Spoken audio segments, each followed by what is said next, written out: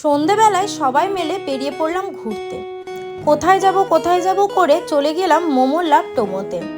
আমি আর বোন দুজনেই মোমো লাভার, তো একবার ভেবে আর না গিয়ে পারলাম না। এটা ওদের লালবাগের আউটলেট। তো প্রথমেই গিয়ে বলি, আমার অ্যাম্বিয়েন্সটা কিন্তু বেশ ভালো লেগেছে। সিটিং এরিয়াটা অল্প হলেও বেশ খোলামেলা জায়গার মধ্যেই ছিল। তো আমরা অর্ডার করে দিয়েছিলাম ওদের ননভেজ প্ল্যাটারটা, যার মধ্যে 4 রকমের মোমো ছিল 2 পিস করে। প্যান ফ্রাইড মোমো, তন্দুর মোমো, স্টিম মোমো আর ছিল আফগান মোমো। আমার 4 রকম মোমোই বেশ ভালো লেগেছে। মোমোগুলো ছিল ভীষণ সফট আর ভেতরে স্টাফিংটা ছিল অসম্ভব জুসি।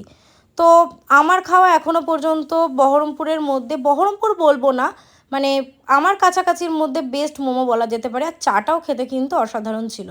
আসার সময় রিভান করছিল একটু কেরামতি, প্রচণ্ড বদমাশি করতে করতে বাবার সাথে কোলে বসেই বাড়ি এলো।